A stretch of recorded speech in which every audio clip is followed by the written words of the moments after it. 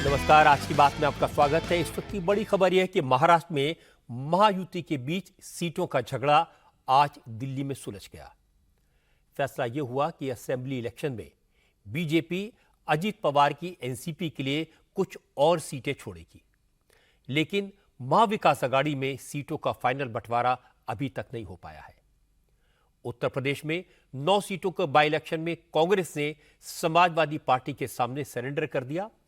अखिलेश यादव ने कल देर रात ऐलान कर दिया था कि समाजवादी पार्टी सभी 9 की 9 सीटों पर अपनी उम्मीदवार उतारेगी।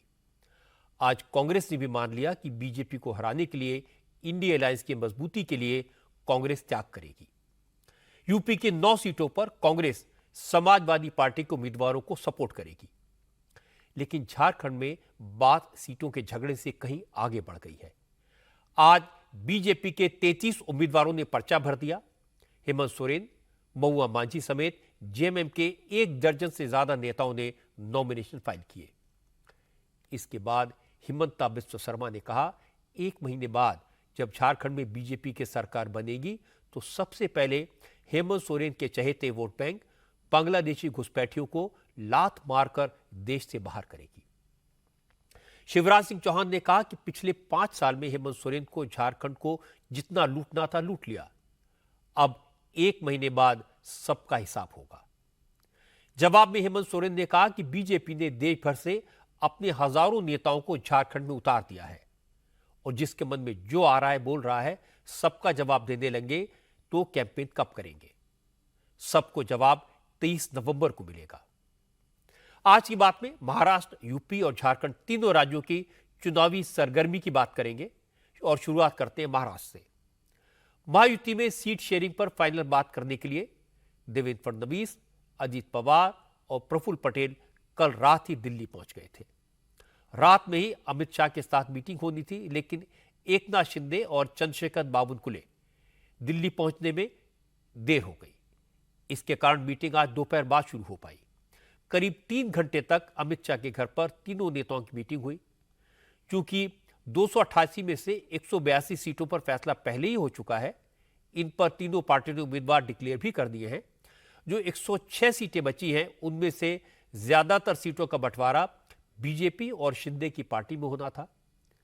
इससे अजीत पवार नाखुश थे। वो एनसीपी के लिए और ज्यादा सीटों की मांग कर रहे हैं, इसलिए मामला दिल्ली तक पहुंचा।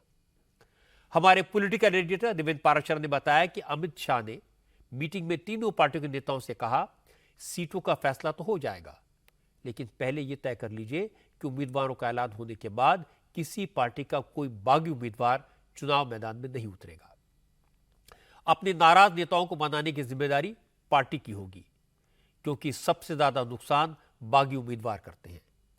इस पर अजीत पवार और एकनाथ शिंदे ने सहमति जताई। देवेंद्र पाराशर ने बताया कि 106 में से 83 सीटों पर भी तीनों पार्टियों में सहमति बन गई है, लेकिन 23 सीटें ऐसी हैं जिन पर मामला उलझा हुआ था। इनमें सबसे ज्यादा विवाद मुंबई की सीटों को लेकर है। असल में अजित पवार की पार्टी अणुशक्ति नगर से नवाब मलिक की बेटी को लड़ाना चाहती है। मानपुर नगर सीट नवाब मलिक को देना चाहती है। बीजेपी को इन दोनों पर एतराज है। ये दोनों सीटें बीजेपी लड़ना चाहती है। मोर्शी की सीट पर भी बीजेपी एनसीपी दोनों दावा कर रहे हैं।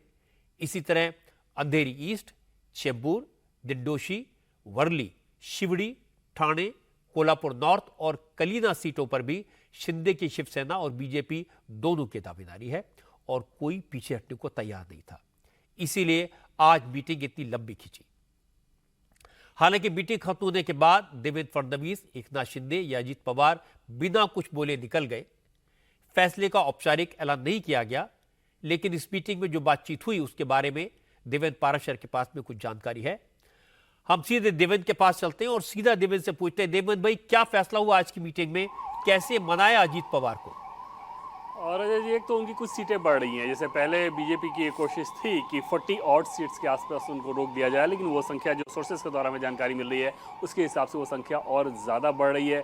बहुत ज़्यादा संभावना इस बात की रहेगी कि बीजेपी लगभग 151 सीटों पर चुनाव लड़े, 85 के आसपास शिवसेना शिंदे 85 विधानसभा सीटों पर चुनाव लड़े हैं, और बाकी की जो सीटें हैं वो एनसीपी के अजीत पवार को दे दिया जाए। उसमें अठावले को अगर एडजस्ट करना हो तो उनके कैंडिडेट को भी एडजस्ट किया जाए, यानी कि बाकी की जो 52 सीटें हैं उसमें एडजस्टमेंट रहेगा। तो एक तो सीटों की संख्या बढ़ रही है, तो निश्चित तौर पे उस काम को किया जा रहा है। दूसरी जो एक बड़ी समस्या थी वो ये कि जैसे कि आपने बताया कि मुंबई की विधानसभा सीटों को लेकर शिवसेना और बीजेपी दोनों में बहुत ज़्यादा खींचतान थी, और जो हमें सोर्सेज के द्वारा जानकारी मिल रही है बीजेपी लगभग मुंबई की 20 विधानसभा सीटों पर चुनाव लड़ेगी और 13 के आसपास ही शिवसेना को वो सीटें मिलेगी। ये काम आसान नहीं था, क्योंकि समझा जा सकता है कि शिवसेना का जो गढ़ है वो मुंबई ठाणे जैसे इलाकों में ही है, और वहाँ पे सीटें उनको कम मिल रही है, ये उनके लिए मुश्किल था। लेकिन दूसरी तरफ बीजेपी भी उन सीटों को नहीं छोड़ना चाहती थी। एक बड़ी समस्या ये भी थी, और बीजेपी इसमें बहुत ज़्यादा मुखर थी, क्योंकि उसको ये लग रहा था कि ये सिर्फ एक सीट का मसला नहीं है, बल्कि पूरे प्रदेश में हमारे कैंपेन पर बुरा असर पड़ सकता है कि जिस नवाब मलिक के ऊपर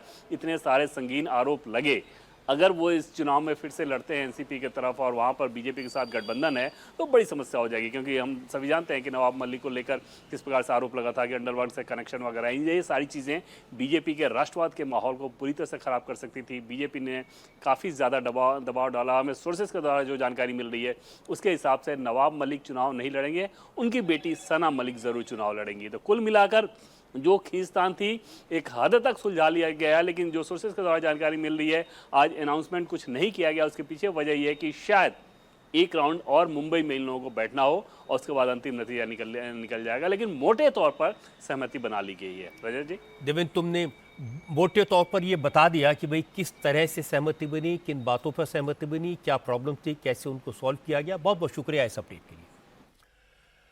हालांकि जब दिल्ली में महायुति के नेताओं की मीटिंग चल रही थी, उस वक्त महाराष्ट्र में महायुति के उम्मीदवार नॉमिनेशन फाइल कर रहे थे।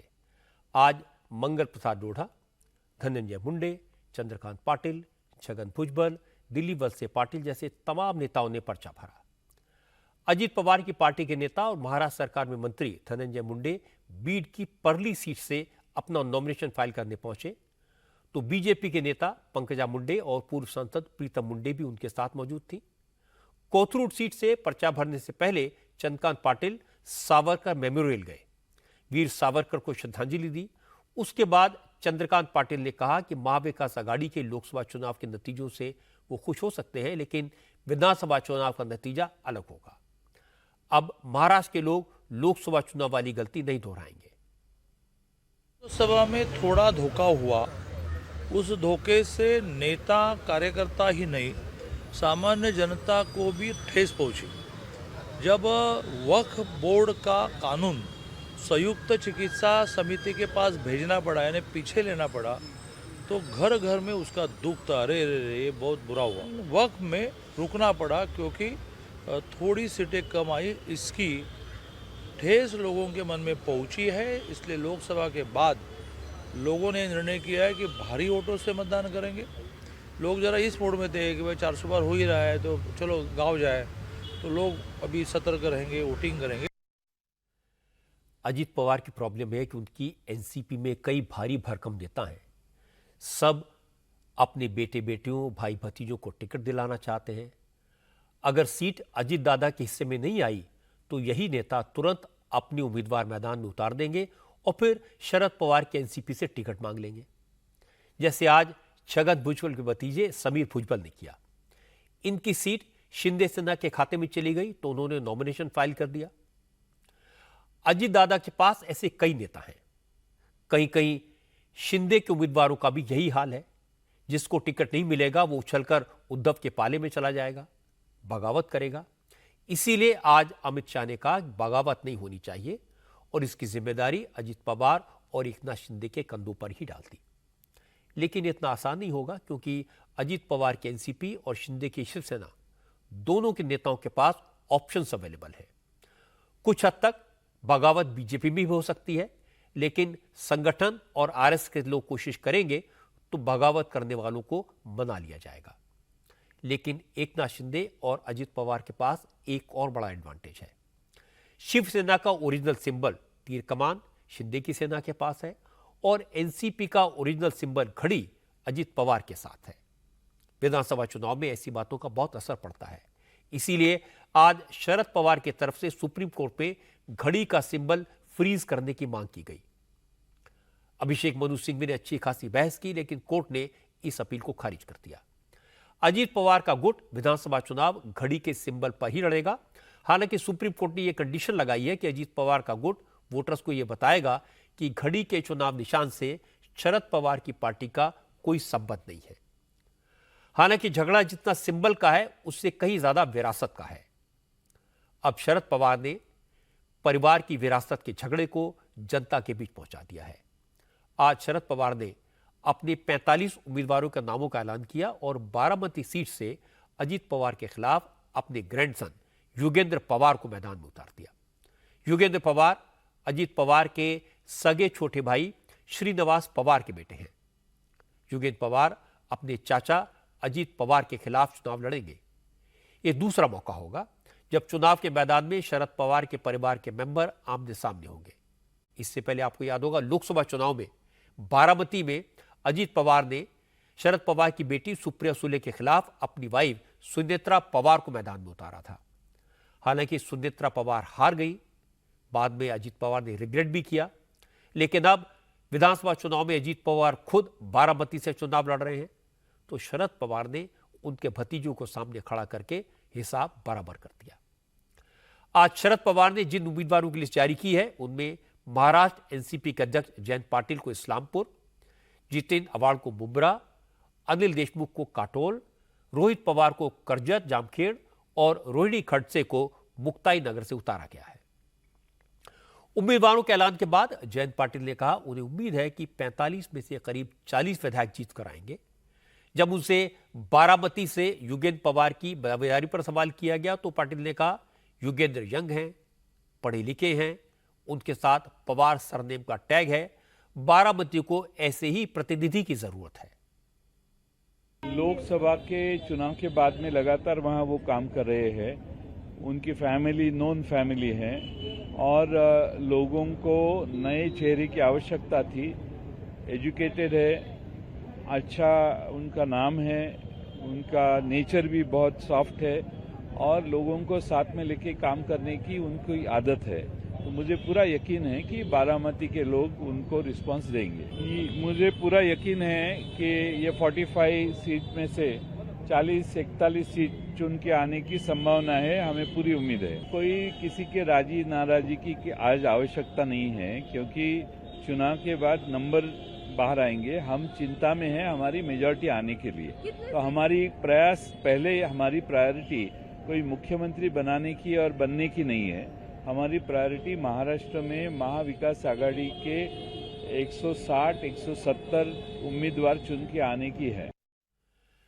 शरद पवार ने उम्मीदवारों की लिस्ट शाम को जारी की, लेकिन इंटरेस्टिंग बात यह कि जितेंद्र आव्हाड उम्मीदवारों की लिस्ट जारी होने से पहले ही मुंब्रा में नॉमिनेशन फाइल कर चुके थे। जितेंद्र आव्हाड इस सीट पर 2009 से विधायक हैं। मुंब्रा मुस्लिम बहुल सीट है और जितेंद्र आव्हाड को एक मुश्त मुस्लिम वोट मिलते रहे हैं। हालांकि इस बार मुंब्रा सीट महायुति में अजीत पवार को मिली है और अजीत पवार ने मुंब्रा में नजीब मुल्ला को जितेंद्र आव्हाड के खिलाफ उतारा है। इससे मुस्लिम वोटों का बंटवारा हो सकता है।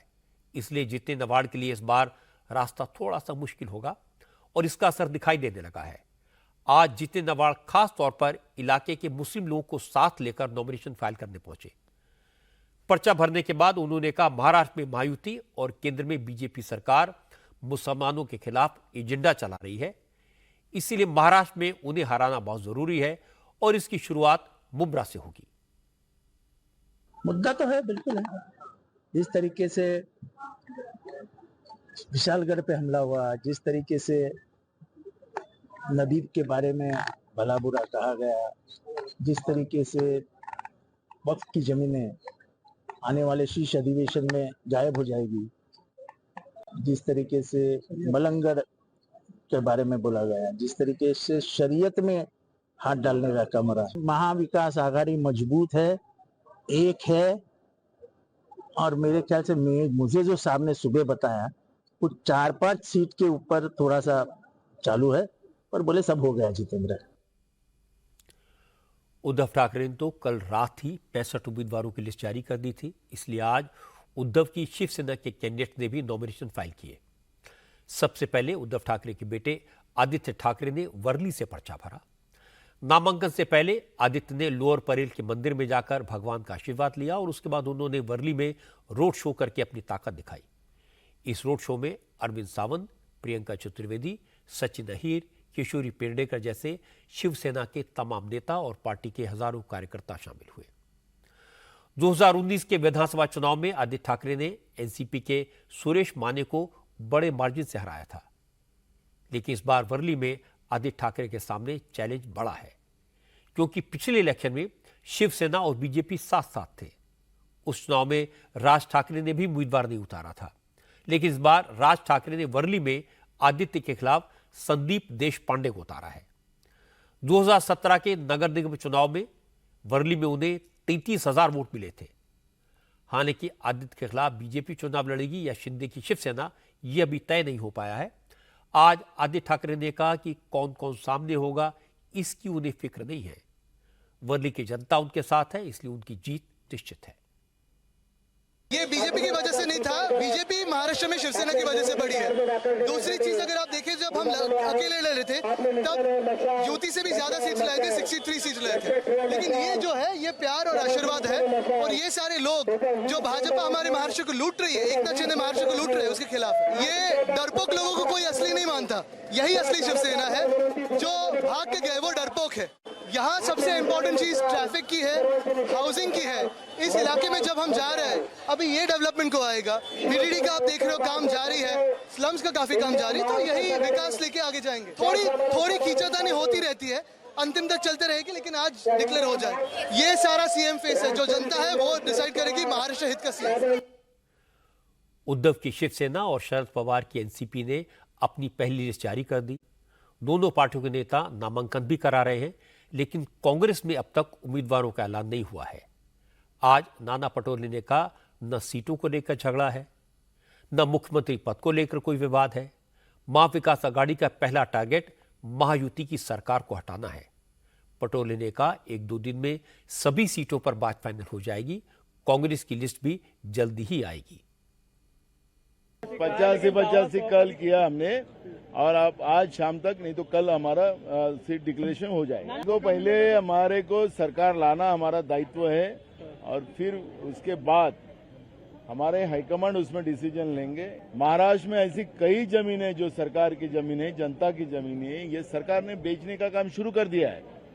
महाराष्ट्र बचाना हमारा दायित्व बनता है।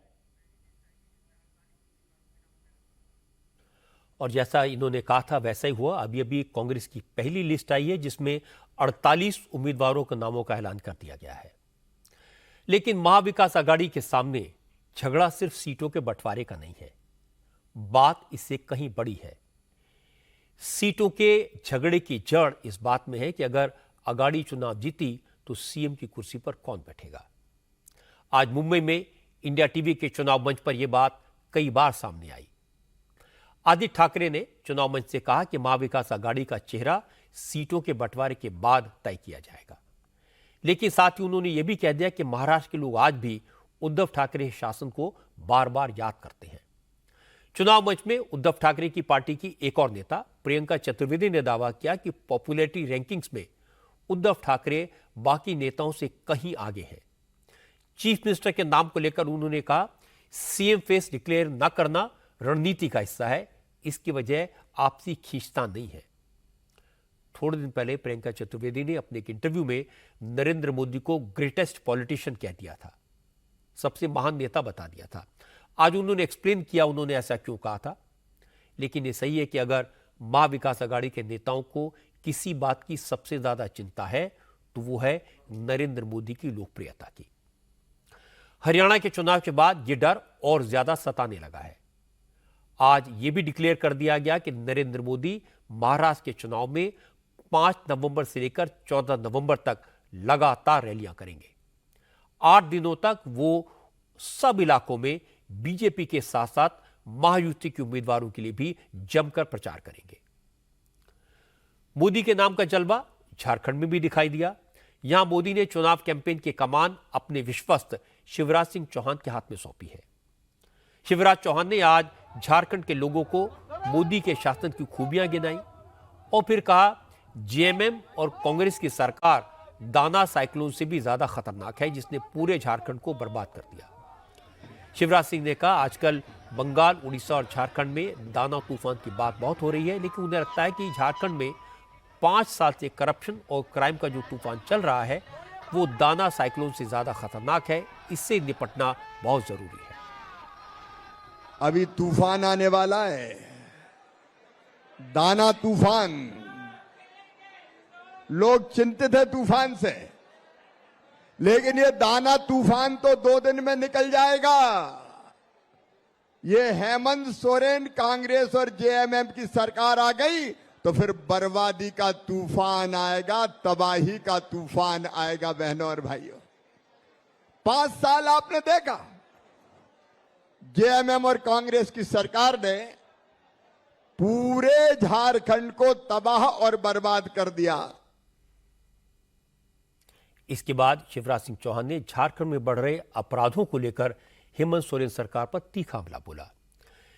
शिवराज सिंह ने कहा, जेएमएम और कांग्रेस के राज में झारखंड में पिछले 5 साल में बलात्कार की 7,000 से ज्यादा वारदातें हुई, 7,000 से ज्यादा हत्याएं हुई, अपराधी बेलगाम घूमते रहे, लेकिन हेमंत सोरेन की सरकार हाथ पर हाथ रखकर बैठी रही।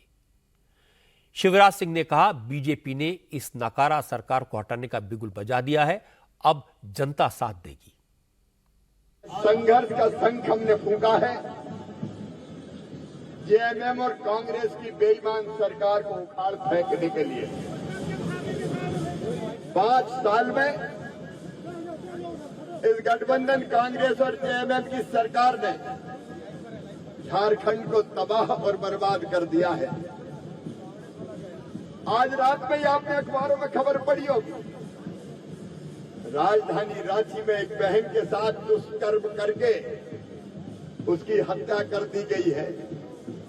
7,400 बलात्कार हुए बहन और बेटियों के साथ इस सरकार में। हमारी कई बहनें रूबिका पहाड़िया जैसी काट काट के टुकड़े टुकड़े करके फेंक दी गई है। मां, बहन और बेटी का सम्मान सुरक्षित नहीं है। बताओ, जिस सरकार में बेटी का सम्मान सुरक्षित ना रहे उस सरकार को उखाड़ोगे कि नहीं? शिवराज सिंह चौहान में एक बड़ी क्वालिटी है, वो पार्टी के कार्यकर्ताओं में जोश भर देते हैं और ये जोश आजकल झारखंड में काफी काम आ रहा है। कल झारखंड में फर्स्ट फेज के इलेक्शन के लिए पर्चा भरने का आखिरी दिन है। आज बीजेपी के 33 उम्मीदवारों ने पर्चा भरा। शिवराज सिंह चौहान के साथ असम के मुख्यमंत्री हिमंता बिस्वा शर्मा भी बीजेपी के उम्मीदवारों के नॉमिनेशन में शामिल हुए। जमशेदपुर में हिमंता बिस्वा शर्मा ने बीजेपी के उम्मीदवार आलोक कुमार और जेडीयू कैंडिडेट सरयू राय का पर्चा भरवाने के बाद एक रैली में हेमंत सोरेन की सरकार पर तीखा हमला किया। हिमंता ने कहा, झारखंड में पिछले 5 साल से बंटी बबली की सरकार चल रही है।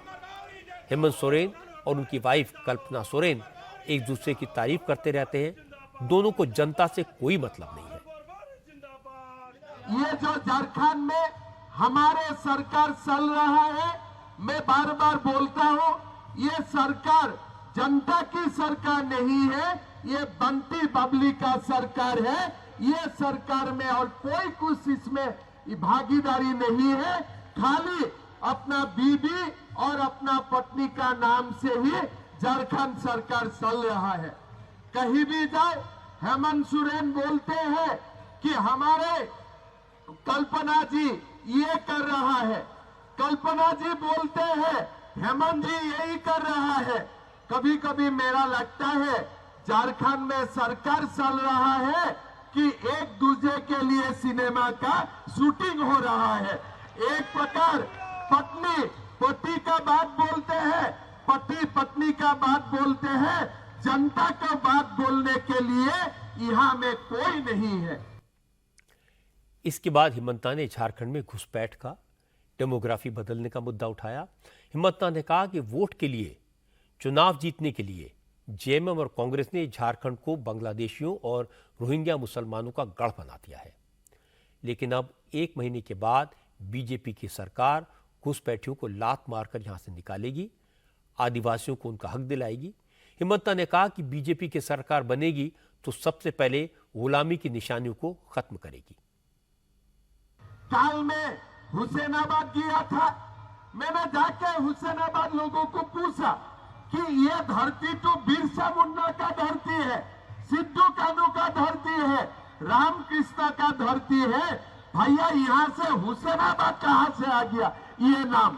तो मैं काल ही ऐलान करके आया हूँ, हमारा सरकार बनेगा, पहला कैबिनेट में ही हुसैनाबाद नाम को हम मां गंगा में अर्पित कर दूंगा।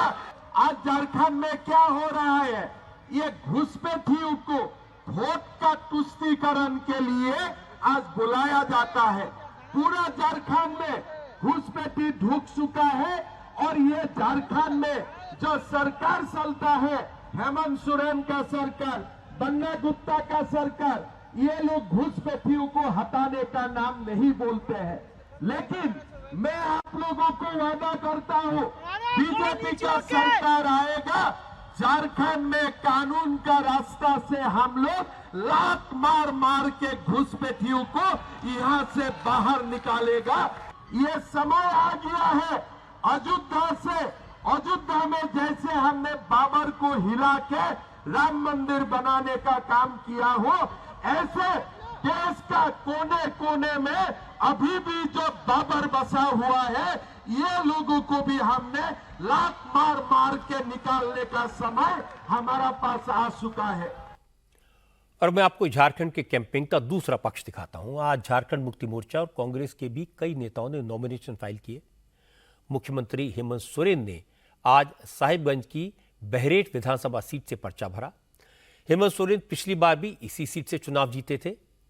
इसके अलावा उनकी वाइफ कल्पना सोरेन ने एक बार फिर गिरिडीह की गांडे सीट से पर्चा भरा।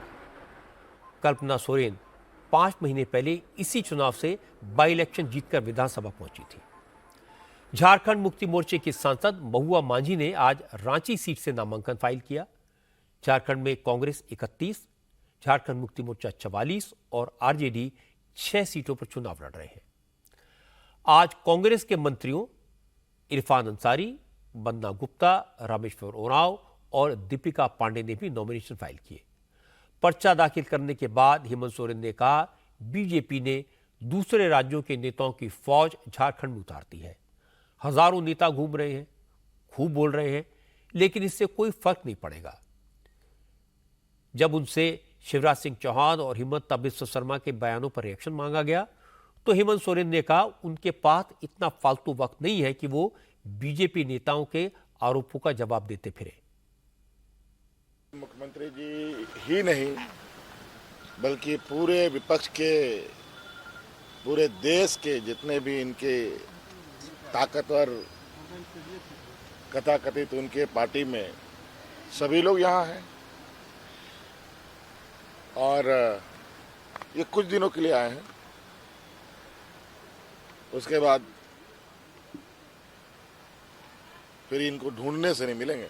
शिवराज सिंह चौहान ने कहा है कि जेएमएम और कांग्रेस का गठबंधन दाना साइक्लोन से भी ज्यादा खतरनाक है झारखंड में। अरे यार,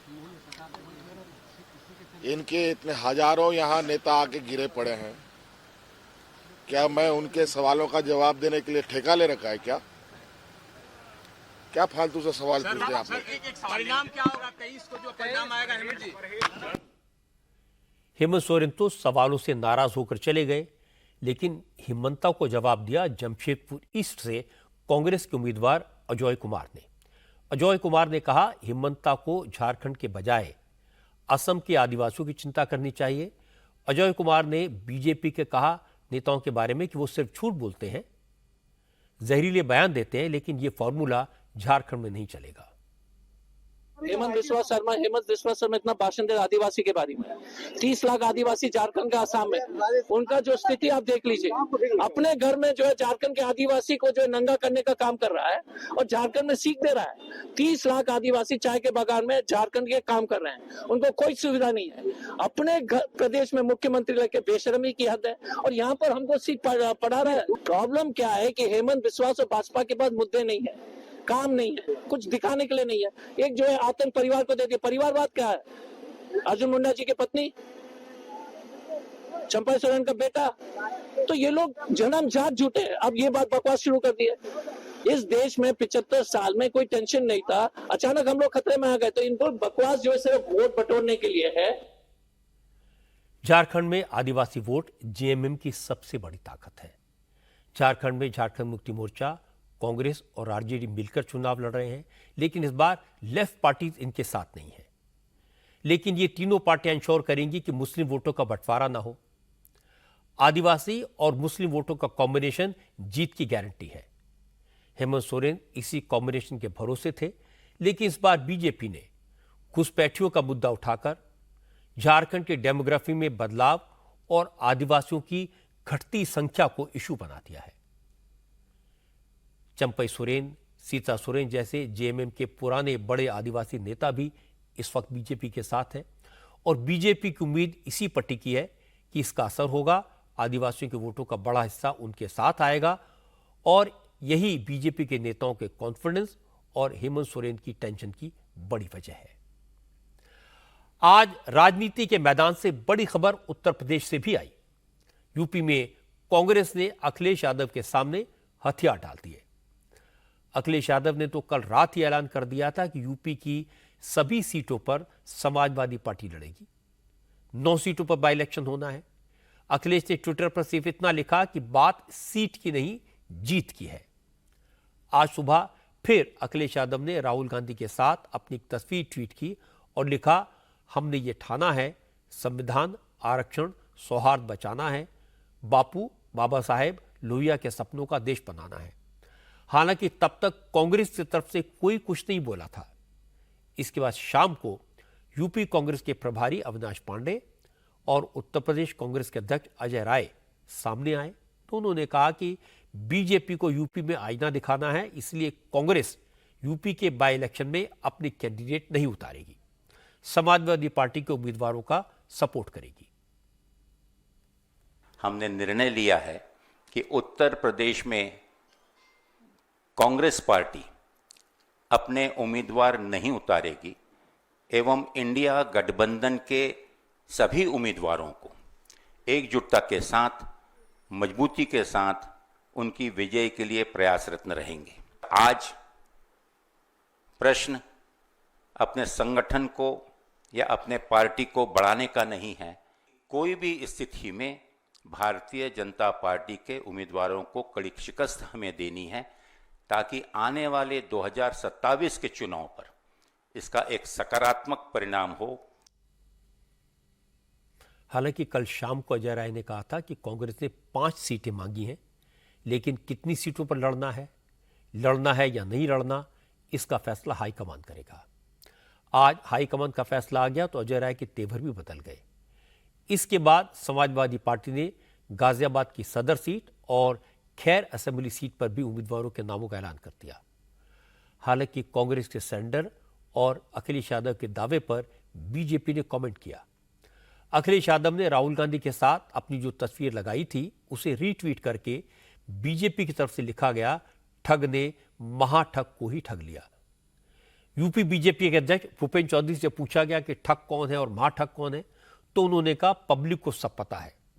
भूपेंद्र चौधरी ने कहा जिस तरह कांग्रेस ने समाजवादी पार्टी के सामने सरेंडर किया है, उससे तो यही लगता है कि कहीं कांग्रेस का दफ्तर भी समाजवादी पार्टी के ऑफिस में शिफ्ट ना हो जाए।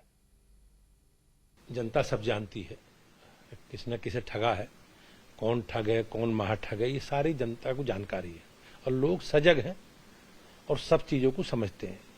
जहां तक कांग्रेस पार्टी का विषय है, उत्तर प्रदेश में ये साबित हो गया कि कांग्रेस पार्टी का कोई अस्तित्व नहीं है और उनका जो एजेंडा था जाति, भाषा, क्षेत्र के नाम पर देश को बांट के और देश को कमजोर करने की जो उनका षड्यंत्र था उसे जनता समझ चुकी है। इस प्रकार से उन्होंने प्रत्याशी घोषित किए तो ऐसा लगता भी नहीं कि कांग्रेस का कोई प्रत्याशी, कोई कैंडिडेट इस गठबंधन का हिस्सा है। और मुझे ऐसा लगता है कि हो सकता है कांग्रेस पार्टी अपना सिंबल या अपना कार्यालय समाजवादी पार्टी के दफ्तर में छोड़ जाए। यूपी के बाई इलेक्शन को लेकर एक और बड़ी खबर यह है कि बीजेपी ने भी आज 8 सीटों पर अपने उम्मीदवारों के नामों का ऐलान कर दिया, जबकि एक सीट आरएलडी को देती। मुजफ्फरनगर की मीरापुर सीट से जयंत चौधरी की पार्टी आरएलडी ने मिथिलेश पाल को मैदान में उतारा है। बीजेपी ने जिन 8 सीटों पर अपने कैंडिडेट उतारे हैं उनमें सबसे ज्यादा चर्चा करहल सीट की है, क्योंकि करहल से बीजेपी ने अखिलेश यादव के रिश्तेदार अनुजेश यादव को टिकट दिया है। करहल सीट समाजवादी पार्टी की परंपरागत सीट है। इस पर समाजवादी पार्टी 1993 से लगातार जीतती रही है। अखिलेश ने अपनी सीट से तेज प्रताप यादव को मैदान में उतारा है, लेकिन आज बीजेपी ने अनुजेश यादव को टिकट देकर सबको चौंका दिया। अनुजेश यादव मुलायम सिंह यादव के भाई अभय राम यादव के दामाद हैं। समाजवादी पार्टी के सांसद धर्मेंद्र यादव के बहनोई हैं। समाजवादी पार्टी के उम्मीदवार तेज प्रताप यादव के फूफा हैं। हालांकि अनुजेश यादव को लोकसभा चुनाव से पहले अखिलेश यादव ने समाजवादी पार्टी से निकाल दिया था। अनुजेश फिरोजाबाद से जिला पंचायत के मेंबर रह चुके हैं और अब बीजेपी ने उन्हें तेज प्रताप यादव के खिलाफ मैदान में उतार दिया है। आज टिकट मिलने के बाद अनुजेश ने कहा, रिश्ता अलग है और पार्टी अलग। करहल में फूफा भतीजी की नहीं, बीजेपी और समाजवादी पार्टी की लड़ाई है। पार्टी ने मुझ पर विश्वास किया है, मैं उस विश्वास को पूरी निष्ठा से पूरा करूंगा। अनुजेश जी, अब तो भतीजे और फूफा के बीच लड़ाई है। नहीं, भाजपा और सपा के बीच में लड़ाई है, फूफा भतीजे की नहीं। ऐसा क्या हो गया समाजवादी पार्टी के? आप तो खास रिश्तेदार अखिलेश जी के बहनोई हैं। रिश्तेदारी अलग है, पार्टी अलग है। मैं पार्टी में भाजपा में हूँ, निष्ठा से काम कर रहा हूँ, रिश्तेदारी से कोई मतलब नहीं है। इसके बाद तेज प्रताप यादव ने भी कहा, बीजेपी चाहे जिसे उतारे कोई फर्क नहीं पड़ेगा, करहल में समाजवादी पार्टी ही चुनाव जीतेगी। समाजवादी पार्टी के साथ जो लगाव जुड़ाव यहाँ के लोगों का है, नेताजी के साथ जो तमाम सारे लोगों ने काम किया, और हमें पूरा विश्वास है कि इस चुनाव में भी समाजवादी पार्टी को जन समर्थन होगा। अब भाजपा से चाहे कोई भी प्रत्याशी आते हो तो खूब आ गए हैं प्रत्याशी के रूप में, लेकिन कहीं कोई असर पड़ने वाला नहीं है। और बहुत बड़े अंतर से आप देखेंगे जब 23 तारीख को वोट खोलेंगे तो समाजवादी पार्टी बड़े अंतर से चुनाव जीत कर आएगी। आज जिस तरह से बीजेपी और समाजवादी पार्टी के उम्मीदवारों का ऐलान हुआ, उससे दो बातें साफ हो गई। एक तो ये कि दोनों पार्टियां कई ऐसे इलाकों से चुनाव लड़ रही हैं जहां आज भी मुलायम सिंह यादव के नाम का सिक्का चलता है। करहल ऐसी एक सीट है जहां नेताजी का नाम चलता है, जहां एक तरफ फूफा जी हैं, दूसरी तरफ भतीजे हैं। दोनों मुलायम सिंह से अपने रिश्ते के नाम पर वोट मांगेंगे।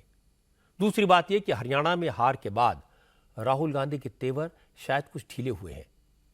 इसका बड़ा संकेत यूपी में मिला। अखिलेश ने राहुल गांधी को साइकिल से उतार दिया और कांग्रेस ने कोई जिद नहीं की। शायद कांग्रेस को एहसास हो गया कि यूपी में समाजवादी पार्टी एक बड़ी फोर्स है। उसी की वजह से कांग्रेस लोकसभा में कई सीटें जीत पाई थी। उससे झगड़ा करके कोई फायदा नहीं होगा। यह अखिलेश के लिए बहुत बड़ी उपलब्धि है। आज पंजाब से हैरान करने वाली खबर आई है। फॉर्मर एमएलए सत्कार कौर ड्रग्स सप्लाई करती हुई पकड़ी गई। आज कोर्ट ने सत्कार कौर और उनके भतीजे जसकीरत सिंह को 1 दिन के पुलिस रिमांड में भेज दिया। सत्कार कौर 2017 से 2022 तक कांग्रेस की एमएलए थी। 2022 में टिकट नहीं मिला तो बीजेपी में शामिल हो गई थी, लेकिन जैसे ही उन्हें ड्रग्स के केस में पकड़ा गया तो बीजेपी ने सत्कार कौर को पार्टी से निकाल दिया। पंजाब पुलिस का दावा है कि इस बात की पक्की खबर मिली थी कि सत्कार कौर अपने भतीजे के साथ ड्रग्स सप्लाई का काम करती है। इन्फॉर्मर ने पुलिस को सत्कार कौर की कुछ फोन रिकॉर्डिंग्स प्रोवाइड करवाई जिसमें ड्रग्स डीलिंग की बात हो रही थी। इसके बाद पुलिस ने ट्रैप लगाया। पुलिस ने अपने एक इन्फॉर्मर के जरिए सत्कार कौर से कांटेक्ट किया। 100 ग्राम ड्रग्स खरीदने की बात की। लोकेशन तय हो गई। पुलिस ये देखकर हैरान रह गई कि ड्रग्स की सप्लाई करने खुद सत्कार कौर पहुंची। पुलिस ने बताया कि लोकेशन पर 2 गाड़ियां थी।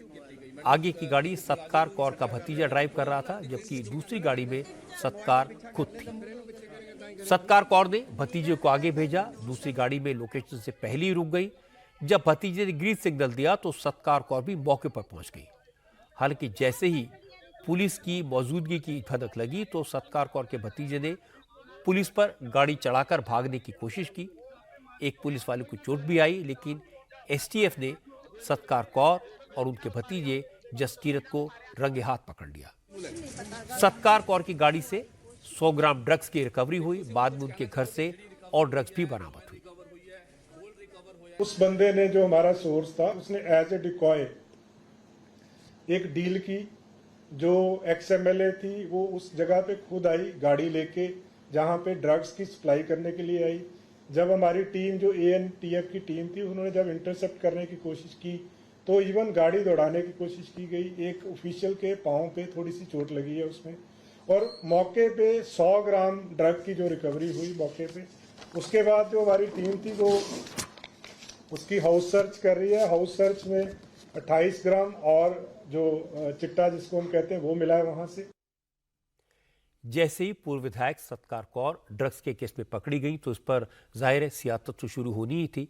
क्योंकि सत्कार कौर कांग्रेस की MLA रही हैं, इसलिए शिरोमणि अकाली दल ने कहा, सोचने वाली बात यह कि सत्कार कौर अगर पूर्व विधायक होने के बाद ड्रग्स की सप्लाई कर सकती हैं तो कांग्रेस की सरकार के दौरान विधायक रहते हुए वो क्या करती होंगी।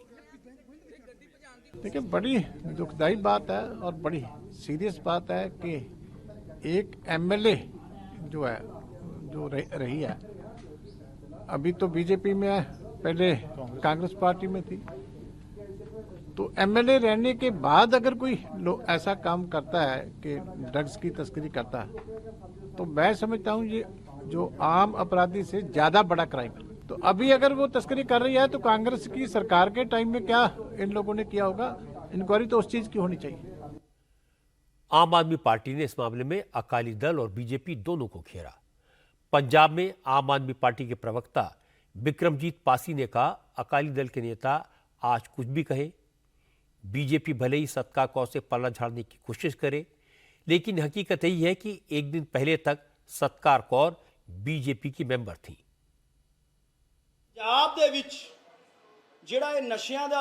पंजाब में नशे का दरिया पहली बार अकाली और बीजेपी की सरकार में इंट्रोड्यूस हुआ था। इसके पीछे कहीं न कहीं राजनीतिक शक्तियां इन्वॉल्व हैं। आम आदमी पार्टी की पंजाब की सरकार लगातार ड्रग्स के खिलाफ लड़ रही है, एक्शन ले रही है। आज भले ही बीजेपी ने पल्ला झाड़ लिया, लेकिन कल तक तो वो बीजेपी की ही मेंबर थी। इसके बाद बीजेपी की तरफ से केंद्रीय मंत्री रवनीत सिंह बिट्टू बोले। रवनीत बिट्टू ने कहा, ऐसे गैर कानूनी काम करने वाला किसी भी पार्टी का मेंबर रहा हो, उसके खिलाफ कड़ी कार्रवाई होनी चाहिए। हालांकि बिट्टू ने सत्कार कौर की गिरफ्तारी की टाइमिंग पर सवाल उठाए। नहीं, बिल्कुल ऐसे किसी भी पार्टी में है कोई, ऐसे लोगों की कोई जगह नहीं है। सख्ती से इनको, पर कहीं ना कहीं ये चीज पहले क्यों नहीं पकड़ा? ये आप इलेक्शन, जब बाय इलेक्शन शुरू हो गए, आप इसका मतलब पिक एंड चूज कर रहे हो। आपने इनको ये पहले से आज तो बेच नहीं रहे थे, इनको क्यों नहीं पहले पकड़ा? इसलिए नहीं पकड़ा, भी इलेक्शन के दौरान पकड़ेंगे। पंजाब की सियासत में ड्रग्स के केस में कोई MLA पकड़ा जाए, कोई मंत्री पकड़ा जाए, इसमें हैरानी नहीं होती। ये कॉमन बात है। लोगों को यह भी लगता है कि आज जो पकड़ा जाता है वो सरकार बदलने के बाद छूट भी जाता है। आज हैरान करने वाली बात यह थी कि अकाली दल ने इतिहास में पहली बार 4 सीटों पर बाई इलेक्शन न लड़ने का फैसला किया है। इसकी वजह और भी इंटरेस्टिंग है। अकाल तख्त ने सुखबीर बादल को तनख्वाह घोषित कर दिया है और उनके इलेक्शन लड़ने और कैंपेन करने पर पाबंदी लगाई हुई है। थोड़े दिन बाद अकाल तख्त सुखबीर बादल को सजा सुनाएगा। अब अगर सुखबीर बादल चुनाव के मैदान में जाते तो उन्हें लोगों की इन बातों का जवाब देना पड़ता, इसलिए उन्होंने बाई इलेक्शन से किनारा करना ही बेहतर समझा। छठ पूजा का पावन त्योहार आने वाला है, लेकिन इससे पहले यमुना का गंदा पानी एक बार फिर राजनीति का मुद्दा बन गया है। आज दिल्ली बीजेपी के अध्यक्ष वीरेंद्र सचदेवा अपने साथियों के साथ यमुना किनारे पहुंचे और गंदे पानी में डुबकी लगाई। असल में अरविंद केजरीवाल ने पिछले चुनाव में वादा किया था कि 2025 से पहले यमुना को इतना साफ कर देंगे कि लोग यमुना में डुबकी लगा सकेंगे, यमुना का पानी पी सकेंगे। और वो 2025 के इलेक्शन से पहले खुद यमुना में डुबकी लगाएंगे। इसीलिए आज वीरेंद्र सचदेवा ने अरविंद केजरीवाल और दिल्ली की मुख्यमंत्री आतिशी को यमुना के पानी में डुबकी लगाने का न्योता दिया। आईटीओ के पास यमुना नदी के किनारे बाकायदा मंच सजाया गया, रेड कार्पेट बिछाया गया। अरविंद केजरीवाल और आतिशी के लिए छठ के घाट पर 2 कुर्सियां रखी गई। कुछ देर तक बीजेपी के नेताओं ने केजरीवाल का इंतजार किया। इसके बाद वीरेंद्र सचदेवा खुद यमुना के पानी में उतर गए, गंदे पानी में डुबकी लगाई। वीरेंद्र सचदेवा ने कहा उन्होंने डुबकी लगाकर अरविंद केजरीवाल के पापों के लिए यमुना मैया से माफी मांगी है। अब दिल्ली की जनता केजरीवाल के झूठ का हिसाब करेगी। मैं डुबकी इसलिए लगा रहा हूं कि मेरी मां यमुना के प्रति आस्था है और मां यमुना से माफी भी मांग रहा हूं कि इन दरिंदों ने तुम्हारे नाम पे भी भ्रष्टाचार किया है, तो उनके पापों का प्रायश्चित तो अब दिल्ली की जनता करेगी। ये डुबकी अरविंद केजरीवाल को लगानी थी, बुलाया था मैंने, लेकिन आदतन जैसे आम आदमी पार्टी के नेता होते हैं जो झूठ बोलते हैं, घोषणाएं करते हैं, भाग जाते हैं। उन्होंने कहा था कि चुनाव से पहले मैं यमुना में डुबकी लगाऊंगा। चुनाव तो आगे 2 महीने बाद चुनाव है, हम बुला रहे हैं उनको, आइए, नहीं आ रहे हैं। 8,500 करोड़ रुपए केंद्र सरकार ने पिछले 7 वर्षों में दिए मां यमुना की सफाई के लिए। हालत यह है कि अब पानी को हाथ नहीं लगा सकते। अब 10 दिन बाद जब छठ पूजा है, मेरी माताएं बहनें जो यहाँ सूर्यदेव की आराधना करने आएंगी, अर्घ देने आएंगी, इस पानी में वो कैसे पूजा करेंगी, ये भी उन बहनों को दिखाने की आवश्यकता है। आम आदमी पार्टी की तरफ से ये कहा जा रहा है कि सरकार काम कर रही है, बीजेपी राजनीति कर रही है दिल्ली के पॉल्यूशन को लेकर। सरकार काम कर रही है तो काम दिखता ना, दें 8,500 करोड़ का हिसाब। अरविंद केजरीवाल की सरकार काम नहीं, दिल्ली वालों का काम तमाम कर रही है। हालांकि वीरेंद्र सचदेवा के डुबकी लगाने को आम आदमी पार्टी ने बीजेपी की नौटंकी करार दिया। दिल्ली के पर्यावरण मंत्री गोपाल राय ने कहा यमुना में सारा कचरा हरियाणा और यूपी से आता है, दोनों राज्यों में बीजेपी की सरकारें हैं। गोपाल राय ने कहा अगर बीजेपी को वाकई यमुना की फिक्र है तो तमाशा करने के बजाय हरियाणा और यूपी में अपनी सरकारों से कहे कि यमुना में इंडस्ट्रियल वेस्ट डालना बंद करें। भारतीय जनता पार्टी केवल विपक्ष की पार्टी नहीं है। भारतीय जनता पार्टी की दिल्ली के चारों तरफ सरकारें हैं। हरियाणा में भाजपा की सरकार है, उत्तर प्रदेश में भाजपा की सरकार है, राजस्थान में भाजपा की सरकार है, केंद्र में भाजपा की सरकार है। मेरा निवेदन है भाजपा के नेताओं से कि ये नौटंकी से नहीं पोल्यूशन कम होता। आप हरियाणा से पहले जहरीला पानी भेजते हो, 3 दिन से दिल्ली के लोग परेशान हैं पानी के लिए। अमोनिया इतना ज़्यादा है पानी में, पानी नहीं मिल पा रहा है। उत्तर प्रदेश से कालिंदी कुंज में जहरीला पानी फेंकते हो, उससे झाग निकलती है, फिर जाकर के वहाँ तमाशा करते हो। लेकिन हमने तय किया हमारा काम है काम को आगे बढ़ाना। वो जितना भी गंदगी फैलाएंगे हम यमुना साफ कर रहे हैं, आगे भी करेंगे और दिल्ली में धूमधाम से छठ पूजा मनाएंगे। असल में केजरीवाल को वो वीडियो जिसमें उन्होंने कहा था यमुना को इतना साफ कर देंगे कि वो खुद उसमें डुबकी लगाएंगे, बहुत वायरल हो रहा था। इसी से वीरेंद्र सचदेवा को आइडिया मिला, उन्होंने भी पूरा ड्रामा किया। लेकिन डुबकी लगाना सचदेवा जी को महंगा पड़ा। खुजली हो गई, स्किन पर रैशेज हो गए और अब 3 दिन तक दवाई खानी पड़ेगी। लेकिन दिल्ली की जनता सिर्फ यमुना के पानी से परेशान नहीं है, दिल्ली की हवा में जहर है। पॉल्यूशन हर रोज बढ़ता जा रहा है और किसी के पास कोई सॉल्यूशन नहीं है। सब इस चक्कर में है कि यमुना में गंदगी हो या दिल्ली का पॉल्यूशन, इसका राजनीतिक फायदा कैसे उठाएं। पॉल्यूशन का केस सुप्रीम कोर्ट के सामने है, लेकिन पॉल्यूशन से चीफ जस्टिस ऑफ इंडिया भी नहीं बच पाए। आज पत्रकारों से इनफॉर्मल बातचीत में चीफ जस्टिस डीवाई चंद्रचूड़ ने कहा कि पॉल्यूशन की वजह से उन्होंने आज से मॉर्निंग वॉक पर जाना बंद कर दिया है।